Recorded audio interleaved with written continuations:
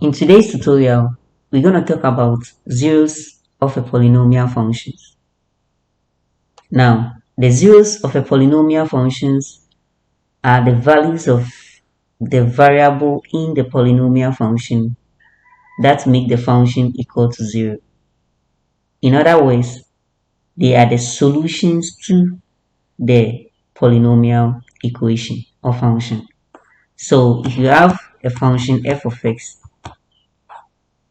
and the values of x that makes the function equal to 0 is the zero of that particular polynomial function.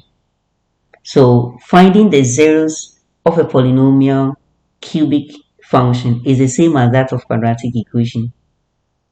So why are zeros important in polynomial functions? Now, in graphing, zeros of a polynomial function, as I said, represents the values of the variable. In this case, let's say s, the values of x in the function that make the function equal to 0. So in graphing, zeros of a function help us to identify the x-intercepts of the graph. So in a cubic polynomial function, we're going to have x values to be equal to 3 sets of solutions. So that makes the function equals to 0. Now, finding zeros is also essential for solving polynomial equations. So that is one reason why zeros of polynomial functions are really important. Also, in real-world applications, zeros can represent critical points such as the break-even points in economics or equilibrium points in physics. So all these are some of the important roles of zeros in polynomial functions. So the values of a polynomial zeros can be a real zeros, meaning the values of x can be real numbers. Also, the values of x can also be complex. So the zeros of a polynomial can also be complex numbers. That is involving imaginary units. One of the ways of solving for zeros of a polynomial function is to use the factoring approach. So in the factoring approach, you break down the polynomial function into its component factors. Then you apply the factorization method in solving for the zeros of the polynomial functions. Sometimes you can also use what we call the inspection method. So in finding the zeros of a polynomial function, you can just try to find one root or 1 0. Then by inspection, you use the polynomial division or synthetic division to also find to the other parts of the polynomial function. Then you factorize, and you can also use what you call the synthetic division. So if one method does not work, then you try the other one to see if it also works. Then another one is the use of the grouping method. So sometimes you have to group terms of the polynomial functions and then you factor out the common factors. So grouping method is also another way used to solve for the zeros of a polynomial functions. Now let's take a question on zeros of a polynomial function. Suppose we have a function f of y equals y exponent 3 minus 2y exponent 2 minus y plus 2. This is a polynomial cubic function. Now we want to check if you can use the method of factorization to solve for the zeros of this particular polynomial functions. So as I said earlier, the zeros of a polynomial functions are the values of the variable, in this case the values of y that makes this particular function equal to 0. So the way to solve this one is to set our f of y equal to 0. So we're going to set all the function here equal to 0. So y exponent 3 minus 2y exponent 2 minus y plus 2 equals to 0. Now let's check it out if you can use the grouping method and then we factorize. So we group them into twos. So this one and this. Now let's try to factor out and see if it works out. If it doesn't work out, then we need to go by a different method. So here we have the highest, is the common factor here is y exponent 2. So here is left with y minus 2 bracket close y into brackets y minus 2 equals to 0. So possible. Now that we've seen that the factorization is possible in this case, we can continue to find the zeros. So here we have our common factors to be y squared. Here is 1 minus 1. Then we have this one and the same thing here. So y minus 2 equal to 0. So we set each of these factors to equal to 0. So y squared minus 1 equals 0. So we have y, this is also difference of two squares. So y squared minus 1 is the same as y squared minus 1 squared. So this is difference of two squares, of course. So we're gonna have y plus 1 y minus 1 equal to 0. So we're gonna have y equals to negative 1, then y equals to positive 1. Then here too, we're gonna have y minus 2 equals to 0, y equals to 2. So the values of y are y equals to the zeros. So the zeros of the polynomial functions are y equals to negative 1, y equals to 1, y equals to 2. So these are the values of y that make the function equal to 0. Now let's test one to see if it is really true. So we have our function to be y cubed minus 2y exponent 2 minus y plus 2. So let's choose one of the values of y to test to see if it gives us 0. So if you use 1, you're going to have negative 1 exponent 3 minus 2 negative 1 exponent 2 minus 1 plus 2. So you see that negative 1 exponent 3 gives us negative 1. And then here will give us negative 2. And here will give us 1 plus 2. So negative 3 plus 3 gives us 0. So this is absolutely correct. Now when we test the rest of the values of y, see that it equals to 0. So these values of y are called the zeros of the polynomial function. Okay, now let's take another question about the zeros of a polynomial function. Suppose you have a function f of x equals x exponent 3 plus 2x minus 5x minus 6. Now let's try to use the factorization approach to solve. So x exponent 3 plus 2x exponent 2, we group terms, then group this one too. So you see, we don't have a common factor. Here we can have a common factor x squared, here we left with x plus 2. But here we don't have a common factor, so you get stuck in the process. And therefore, we need to go by the synthetic division. But before we go for the synthetic division, the first thing to do is to try out positive factors. So the first thing to do is to use potential roots. That's the rational root theorem. So for the rational root theorem, we use potential roots as factors. Then when we get one of the factors, we use the synthetic division to solve for it. So in this question, we have a polynomial function x cubed plus 2x squared minus 5x minus 6. So now let's try to use these integers, f starting from 1, f of 1. So we are going to substitute 1 into this particular function to see if we can get 0. So once we get that, if we get 0, it means that that particular value of x is a 0 of that particular polynomial. Then we can base on that one to find the rest of the zeros. So let's substitute 1 exponent 3 plus 2, 1 exponent 2 minus 5, 1 minus 6. So 1 cube is 1 plus 2 times 1 squared is 2 minus 5 minus 6.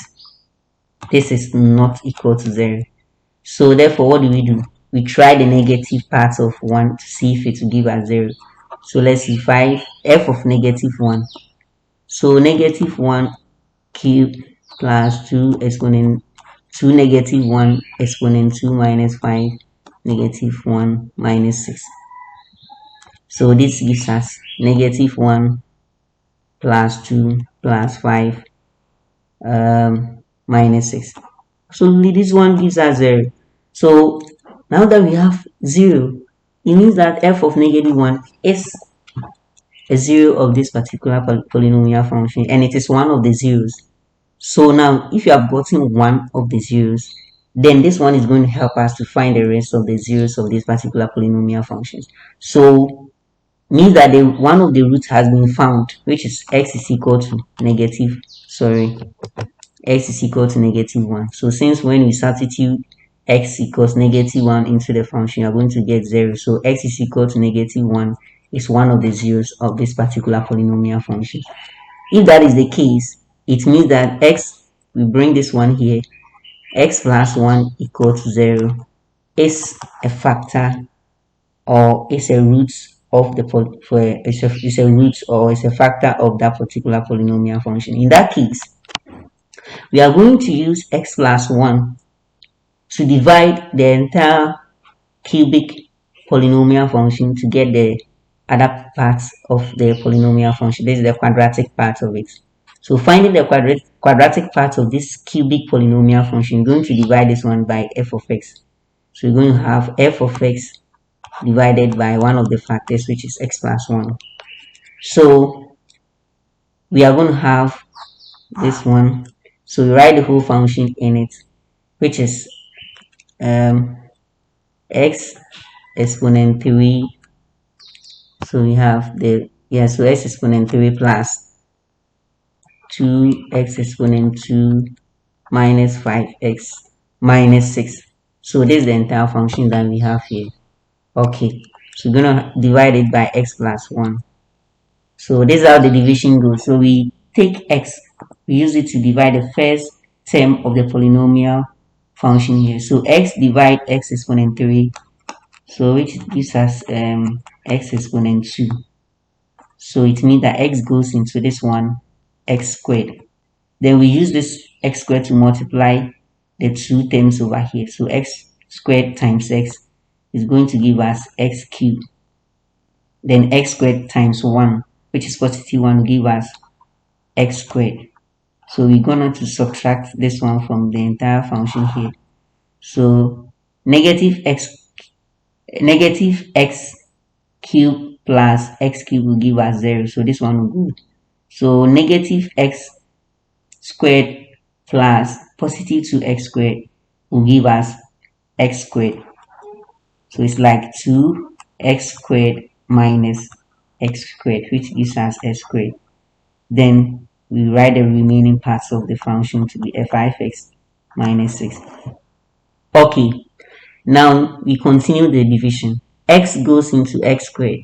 So x divided by x squared will give us x. So it will give us positive x. Now we use this positive x to multiply here. So x times x will give us x squared. X times 1 will give us x. So we subtract. So we're going to have this one. So we have x squared minus x squared, which gives us 0. So we're going to have 0 here. Then we have negative. This negative here affect this one. So we're going to have negative 5x, negative x, which will give us negative 6x here. Then minus the 6. Then we continue our division. We're going to take x again to divide. So x goes into negative 6. So we're going to have negative 6. So x goes into negative 6, negative 6. Then we use negative 6 to multiply x. So we're going to have negative 6x. Then negative 6 times positive 1 will give us negative 6. So we subtract as well. So here we're going to have 0, 0. Great. So now we have used the synthetic division approach to find the quadratic side of the cubic polynomial function. So now our function now becomes x plus 1 times x squared plus x minus 6. I mean this part here. Okay, so this is a quadratic function.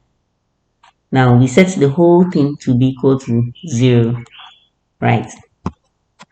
Now with this particular quadratic function that we have, we're going to factorize using factors that will satisfy this condition. So we're going to look for a number such that when you multiply this, sorry, we're going to look for two factors such that when you multiply them, you're going to have negative 6. And when you add, you're going to give us the positive 1. That's the coefficient of x over here. So what are these two factors that satisfy these two conditions such that when you multiply them, you get negative 6, and when you add them, you get the positive 1 in the x, the coefficients of x here. So let's check 3 and negative 2. So 3 times negative 2 give us negative 6. So first condition is satisfied. Then we add. So this one will give us positive 1. So these two conditions is also satisfied. Therefore, 3 and negative 2 are the factors that we can replace here. So instead of x, we are going to split the x part using the factors. So we're going to have x plus 1 times x squared. Then here, we are going to split it using the factors. We're going to have 3x minus 2x minus 6 equals 0. So x plus 1. Then here we factorize. So we can factorize this one as x out. So we put them into here, and here, and here to here. So we're going to have x out. So x is left with 1 plus 3 minus 2 out, x plus 3 equals to 0. Great. So now let's continue. We have x plus 1. Then we have this one too as well. So here we have x plus 3, x plus 3. So we write one of them. So x plus 3 times x minus 2 equals to 0. So we're gonna, now we have our factors as x plus 1, x plus 3, x minus 2, all equal to 0. So now we find the zeros of the polynomial function. So we set all these factors to equal to 0. So x plus 1 equals to 0. So x is equal to negative 1. Then x plus 3 is also equal to 0. X is equal to negative 3. We also have x minus 2 equals to 0. X is equal to 2. Therefore, x equals to 1. Therefore, the zeros of the polynomial functions are x is equal to negative 1, x is equal to negative 3, and x is equal to 2. So this is the way to solve for the zeros of a polynomial function. Thank you, and don't forget to subscribe to our channel.